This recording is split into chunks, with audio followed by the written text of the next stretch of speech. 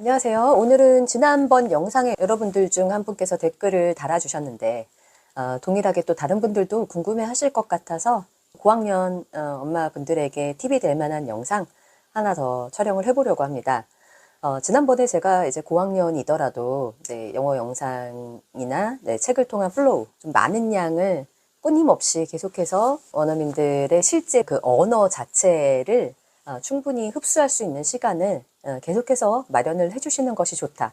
이렇게 말씀을 좀 드렸었죠. 그리고 또 한 가지는 이제 우리말 놓치지 마시고 다양한 책 많이 읽어주시거나 읽게 하셔서 그리고 대화를 나누시면서 우리말 모국어의 능력을 키워주시는 것이 너무나 중요하다고 말씀을 드렸었는데요. 조금 부족하다고 여겨지는 부분들이 있어서 추가 영상을 촬영을 해보려고 하고 있었는데 마침 또 질문을 이렇게 주셨어요.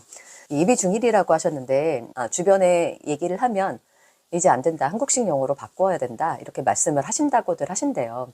근데 이제 둘째는 초4인데 엄마표로 스피킹, 라이팅까지 완벽히 잘 되고 있는 걸 한번 경험을 해보셨다고 해요. 둘째한테 이제 효과를 보셨기 때문에 이 방법에 대한 믿음은 어느 정도 갖고 계시는 분이시죠.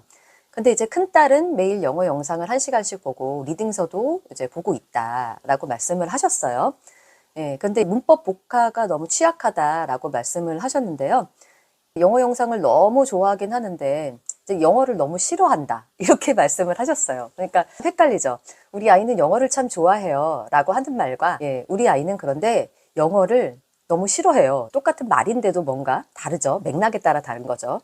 근데 영어 영상을 즐긴다는 것은 원어민의 실제 생생한 언어 환경에 익숙해졌고 그것을 나름 맥락도 유추하면서 재미있게 즐기고 있다라는 뜻이기 때문에 영어를 좋아한다는 말도 맞는 말이고 또 이제 그 리딩서도 보고 있다라고 말씀을 하셨고 또 이제 테스트를 봤더니 리스닝과 리딩은 높은데 문법과 복화가 조금 뭐 반 정도밖에 맞추지 못했다라고 하시는 거 보면 학습적인 영어를 한번 테스트로 보았더니 이제 영어를 못한다라는 말을 했던 거죠. 제가 우리 아이도 그랬다고 말씀을 종종 드렸잖아요. 이제 고등학교 가면은 진짜 실수 하나 때문에 등급이 떨어지거나 하면 자기보다 영어 잘하는 애 많다고 그러면서 아이가 막 툴툴거리기도 했었는데 그때 생각이 나더라고요. 그러니까 아이들이 모국어 습득 방식으로서 영어를 접해온 아이들은 두 가지 마음이 공존하는 거예요. 영어를 잘하는 것 같기도 하고 그런데 학습식 영어는 자신이 없거나 좀 못한다라는 생각을 갖게 되면은 약간 좀 멘붕이 오기도 하실 것 같습니다. 그래서 영어 학원에서도 문법을 하셔야겠네요. 이런 말을 한다고 하니 조금 이제 갈등이 되시는 거죠. 영어 영상 보는 거는 너무 좋아해서 그 부분에 대해서는 안심이고 다행이다라고 생각이 되면서도 한편으로는 문법이나 어휘의 이제 테스트 이런 것들이 좀 걱정되시는 상황이시죠. 아마 이런 가정들이 많으실 것 같아서 제 생각 말씀드려 볼게요. 이제 아이들이 영어를 못한다고 하는 것은요, 사실은 이런 시험 테스트에 적응이 안 됐기 때문에 못한다고 좀 느끼는 거죠. 근데 실제로 아이가 초6이고 중학교 1학년 시험을 아직 보지 않았죠. 그리고 본격적인 시험은 이제 중학교 2학년에 들어간다고 했을 때 아이가 사실은 문제풀이형 학습서에 조금 적응을 해볼 필요는 있어요.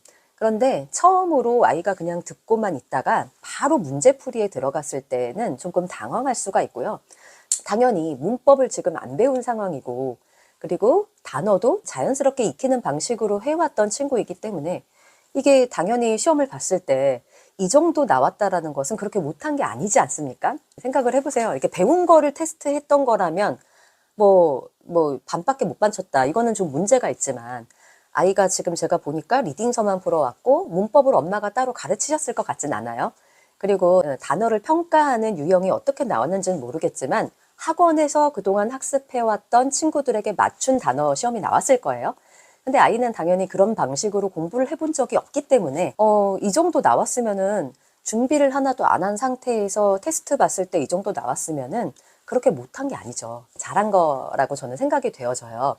게다가 이거는 또 잘했다 못했다라고 우리가 모국어 습득 방식에서 언어 능력을 바라볼 때 기준으로 보았을 때는 이 점수가 또 절대적이라고 저는 믿지도 않습니다. 예전에 우리 리사손 교수님 나왔을 때도 말씀을 드렸지만 물론 이제 학원에 가면 아이가 좀 부족한 부분이 부각이 되어야지만 아이가 새롭게 이제 동기부여도 되고 학원에 또 다니게끔 이렇게 유도를 하기가 쉽고 그런 측면이 있다고 계속 말씀을 드렸었잖아요. 근데 이때 되게 중요한 게요. 이제 모국어 습득 방식으로 영어를 계속 자유롭게 즐기다가 처음으로 학습 영어에 들어갔을 때에는 부모님과 아이들이 서로 이제 협의를 해야 되는 측면이 있어요.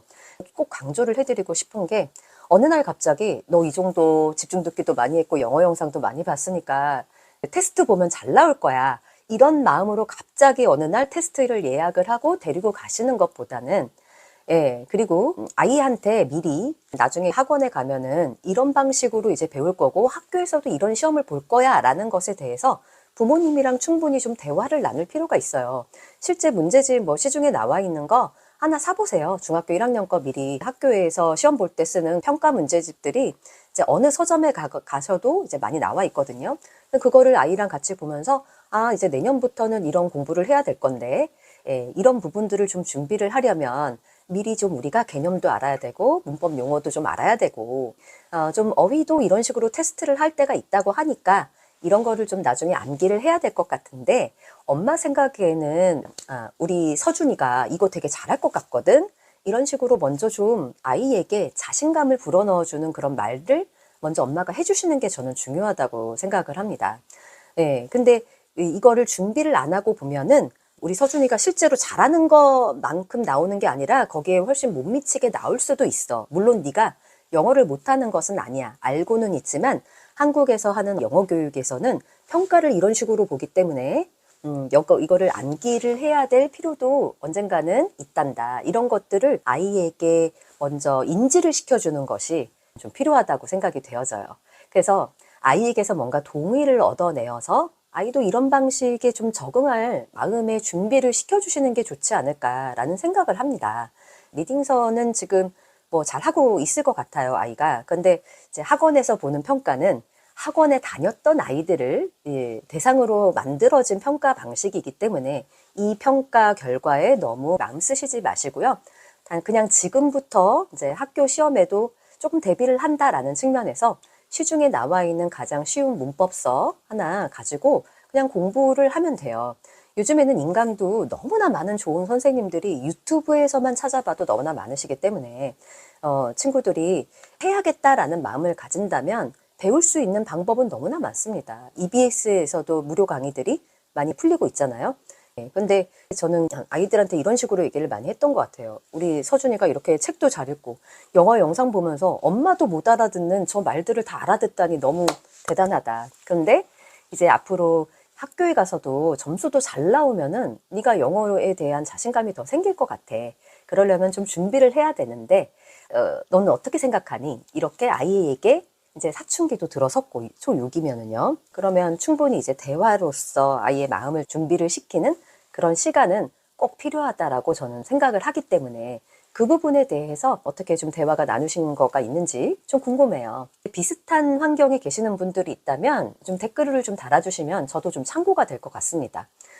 그리고 다른 분도 또 이렇게 댓글 달아주셨는데 제가 그때 답변을 못 드렸어요. 초등 5학년 친구라고 하셨는데요. 이제 학습서나 단어 외우기 시작해야 되냐 이렇게 물어보셨어요. 근데 저는 이제 단어에 대한 생각은 조금 다릅니다. 엄마표 영어를 하는 친구들이 단어를 외우는 것은 그렇게 달달달 학교에서 외우듯이 하는 것을 연습을 안 해봤기 때문에 조금 힘들어 할 수는 있어요. 저도 비슷한 경험을 한 적이 있어요. 예를 들면 이제 customer라는 단어가 학교 시험에서 나왔는데 제 아이는 이거를 손님이라고 적었는데 틀렸다고 했다고 해요. 왜냐면 게스트라는 손님이라는 단어가 따로 있었기 때문에 customer라는 단어에 대한 어떤 평가의 기준에 맞지가 않았던 거거든요. 그렇기 때문에 이거는 정말로 어떻게 보면은 엄마표를 하던 친구들의 관점에서 보면은 굉장히 좀 너무 이제 이치가 안 맞는 단어 시험이라고 할 수가 있어요. 그래서 학교의 평가 방식에 대해서 아이랑 먼저 다른 친구들은 너처럼 이렇게 영어를 안 해왔기 때문에 이런 방식도 할 필요가 있기 때문에 현재 학교에서는 이렇다라는 것에 대해서 충분히 이해를 시켜주시고 예, 이런 방식으로 지금 몇 개 좀 외워볼까? 하면서 조금씩 그냥 집에서 시도를 해보시는 거는 괜찮을 것 같아요. 지금 읽는 책이나 뭐 리딩서 학습서 같은 거 하고 있다면 거기서 몇 개 하는 것도 괜찮고 집중 듣기를 한다면 그 한 챕터에서 몇 개를 하는 것도 괜찮고요. 그래서 엄마랑 같이 한번 만들어 봐서 이제 뭐 이거는 그냥 암기 연습이라고 저는 생각하지 진짜 단어 학습이라고는 사실은 생각하지 않아요.